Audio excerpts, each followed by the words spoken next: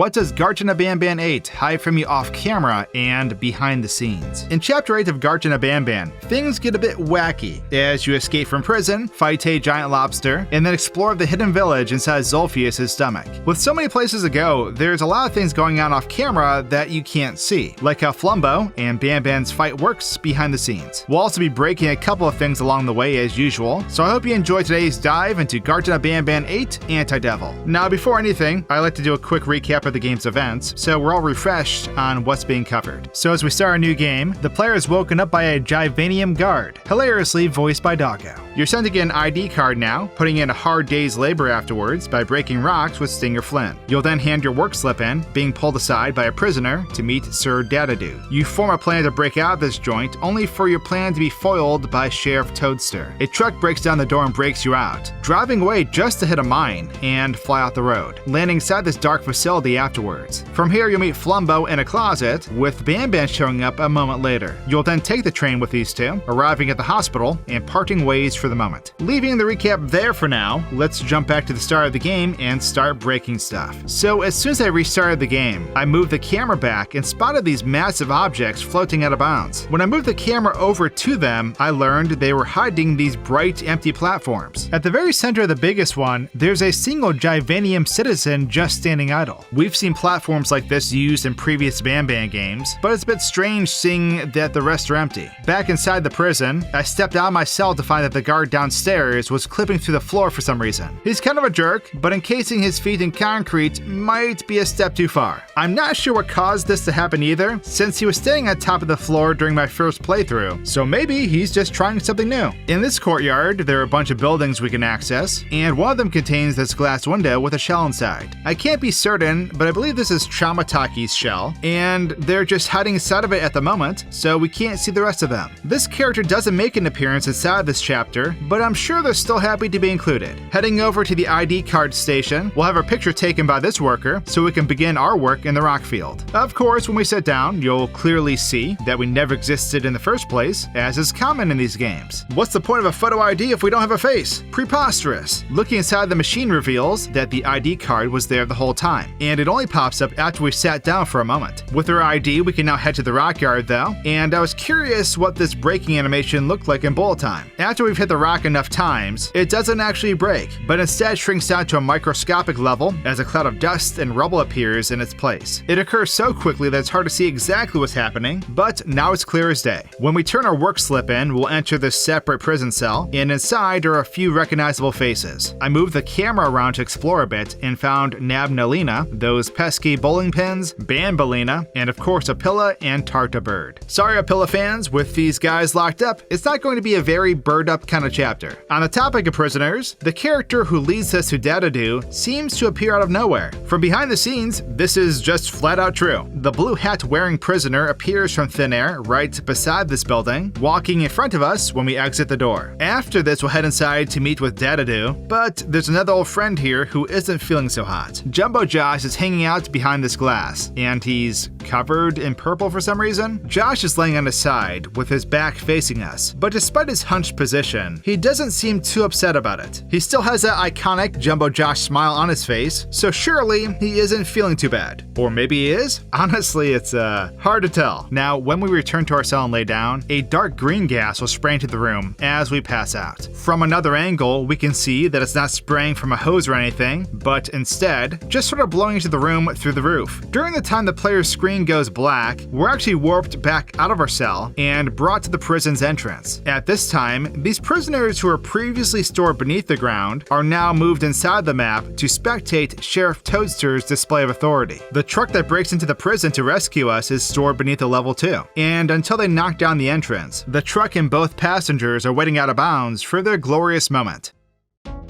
When this happens, you'll see that they teleport onto the road and plow through the barricade. Hopping into the truck, the driver backs up and starts the Great Escape. The wheels never moved during our adventure, and this bad boy is running on pure hopes and dreams. The road is super long here too, stretching a huge distance from the prison, but nearing the end means driving over invisible landmines. This causes the wall to break completely, and the truck flies off the side, with one of our prison mates flying out. The truck then freezes after falling a short distance, and the title title card hides our transition into the next part of the game. Now that we're inside this facility, I moved the camera back for a better look at where we just landed. The truck we rode in on has crashed through the ceiling and blocked the door with rubble. And strangely, the Jivanian gentlemen we came here with are nowhere to be seen. Even if we wanted out, there's no turning back now, especially considering the door leads into the abyss anyway. As soon as we load into this area, Flumbo is already in the closet ahead, waiting for us to open the door. And I imagine he's been in there for quite a while. He's always staring at the door, which is honestly pretty creepy, and will only react after we've pried the doors open. After talking to him for a bit, you can hear what sounds like knocking from the hallway. But if we move the camera out there, we'll find it empty. The sound is coming from this main hallway area, but Banban is nowhere to be seen. When we hide under the table, Banban appears in the hallway instantly, walking toward the closet and opening it to find Flumbo inside. There's nothing else to see during this encounter, but the train ride ahead is pretty interesting. The tunnel leads way out into the distance where the car is placed behind the back wall, and after they press the button, it'll slide onto the platform and begin its journey. When it arrives, Banban and Flumbo jump inside, and it takes off. Only this time it stops before getting very far. A broadcast takes place where Syringian calls for citizens to apprehend our little trio, and during this time, the train is stopped halfway to the end of the rail. This in itself is bad news, but even worse, I accidentally teleported myself back to the station. I had to run all the way back through the tunnel and catch up to the train, but the doors were locked with me on the outside. Fortunately, I was able to jump and grab the key card through the window, leading to the train taking off with Flumbo and Banban inside. When they reached the end of the track though, they defied all logic and kept trucking on. The train finally stopped way out here, and even then it kept sliding sideways after that. It finally came to a complete stop a full minute later, and with that we can head into the hospital. From here, we'll be provided a tool for interacting with these screens, and then sent inside to locate the makeshift doctor. After doing a puzzle using these screens, we can access the office where the makeshift doctor is trying to recreate Nabnalina. Doing a puzzle to help him with his goal, he fails and destroys his own creation in a terrifying way. He gets his just desserts though, being kidnapped by Clarenzo through the door, and a chase ensues as we press on. Evading the giant lobster, you'll take him out using the corresponding colors with the remote, exiting the hospital and heading for Syringian's tower. Passing through the city takes you to the tower, and at the top you'll rescue a trapped Flumbo. Syringian and Banban now arrive, forcing Flumbo to dive with the player into the mouth of Zulfius. Heading back to the start of the hospital, we'll first step inside the doors and interact with the virtual assistant for a few minutes. The beam that shoots at the player comes from the security camera and just sort of stops where it reaches the player, because again, we're just a spooky specter without a physical form. Also, our remote is waiting inside this little box the whole time, and it simply pops out when the demonstration is over. Speaking of demonstrations, this is what the beam actually looks like from another perspective. In super slow-mo, you can see that the electricity starts before anything, and then this mess of smaller beams will fade in for the duration of its use. It's pretty cool seeing it from this angle, especially in bullet time. Taking a look out of bounds in this area, we'll find a couple of interesting specimens. Beneath the map, there's a static model of Clarenzo, just sort of hanging out down here. He's a gigantic lobster with an electronic collar around his neck, and this isn't the only copy of this character currently present. On the top of the roof, there's a second copy of this enemy, except this one has an idle animation unlike the other. Both of these will be used a bit later on, but for now they stay out of bounds so we can't see them. When we pass through the door ahead, we'll find another Clarenzo. This is another static copy of this enemy, and only his tail is visible around the corner during this quick scare. After approaching him, he slides forward without any walking animations and just unloads. We'll be seeing more of this character in a second, but first we need to grab a keycard.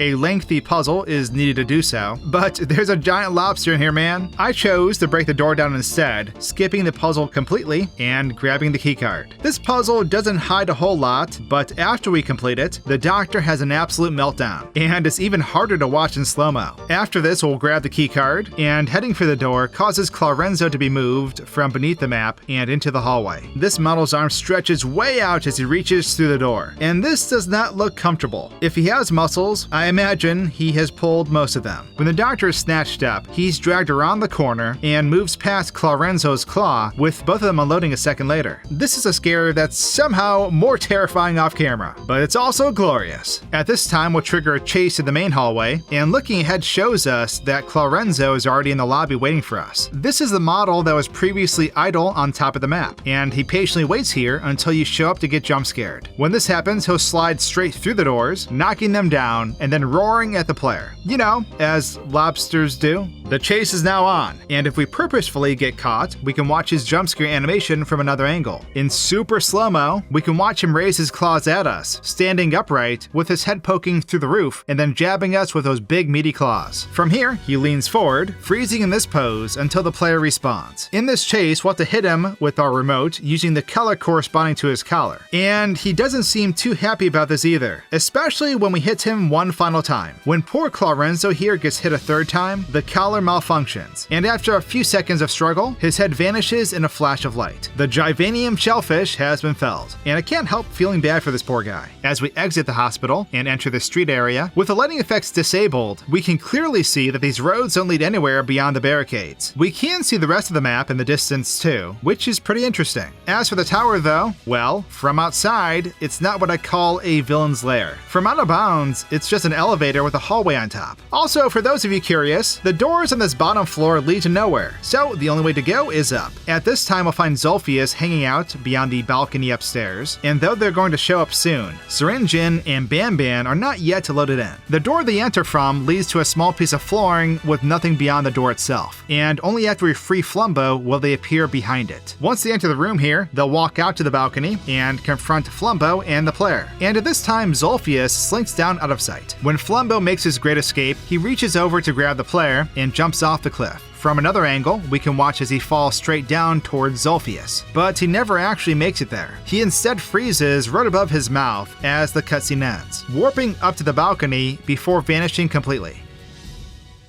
After being swallowed up by Zulfius, you'll wake up in a village where Flumbo has been imprisoned for allegedly burning down another village. You'll do a few side quests to help free him, eventually ending up in this abandoned village to look for clues. A boss fight takes place where you'll fight Varza, a fire-breathing hyena. The player defeats them by charging these plants with the remote, making Varza blow himself up when breathing fire. After this, you'll return to find Senior Flynn in your hut, showing you another wacky cutscene as we've come to expect. The game hits you with a Skyrim style, you're finally awake, as a carriage takes you to Sir Dadadu. And before things get really bad, Ramamba flies in and interrupts the whole gathering. You awaken to find the village burning down, and a tower of Givanium citizens form a bridge to help you escape. So first and foremost, we can jump back to the start of the Givanium village and take a much better look at the map. With the lights on, it's clear that this village is really just a bunch of broccoli plants floating in the void, or at least it looks like it. The base of these islands stretch into the void below, coming to an end, way out of our usual viewing distance. Something you can only see from a distance is the smaller island down below, and on it is a villager clearly having the time of their life. This character is just jamming endlessly,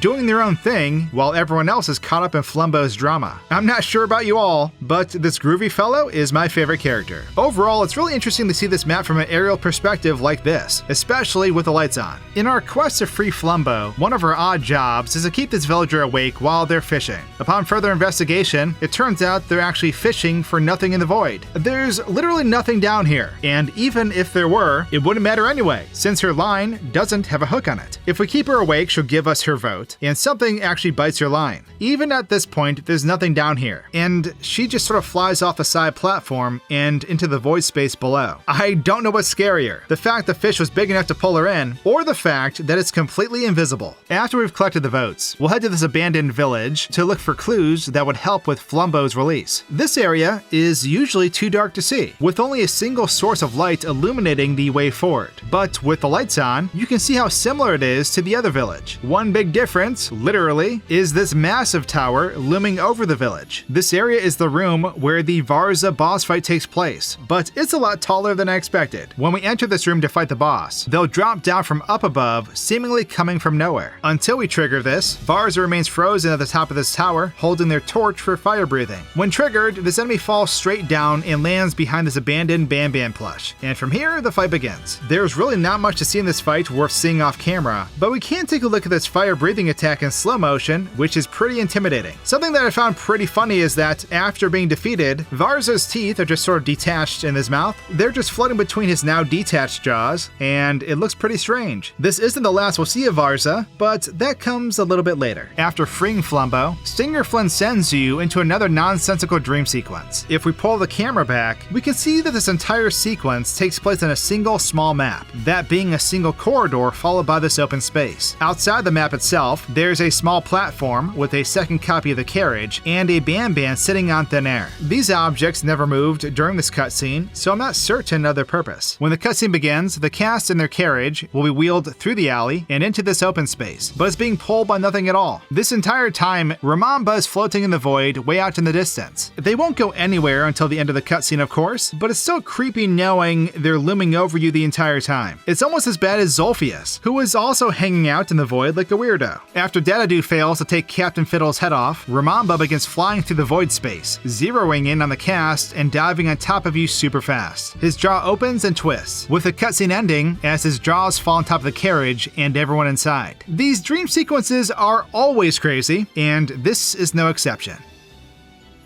Coming out of the dream sequence, you'll see that the village is burning down like the abandoned village before it. In order to get out, we'll climb this ladder of Givanium villagers, and this is a lot taller than I originally thought. It stretches way out into the sky, and when viewing it from other perspectives, you can finally see the true extent of its size. Nothing visibly changes when we begin our ascent though, and Flumbo just stands there watching until we load into the next area. After escaping the village, Flumbo will lead you through the music room where a puzzle must be solved to continue. Up ahead, you'll spot this giant creature lurking in the darkness, leading to a chase with Miss Mimicker. Managing to evade her will lead you to a door that must be opened with the remote, and closing it leads to Miss Mimicker's demise. After this, Varza makes another appearance just to be spooky, and you'll pass through a room full of lobsters to meet up with Syringan and Banban. Syringan drops Bambalina into the vat below, and after the player shows Banban a tape showing his past, he transforms and turns against Syringan. Flumbo then transforms, and their brawl ends with them both falling into the vat. Following this, we'll spot Brushista ahead, throwing Miss Mimicker's head into the room as the game comes to an end. Now, once again heading back in time, I first want to take a look at the musical room area. There's not a lot going on in this room itself, but what I found interesting were the buildings surrounding this city area. If we move the camera below the floor, we'll see that each of these buildings extends out of sight, with the same projected room appearing inside of each of them. While looking out of bounds, I also found another pillar used in the musical room just chilling out here, and some of the worst Z-fighting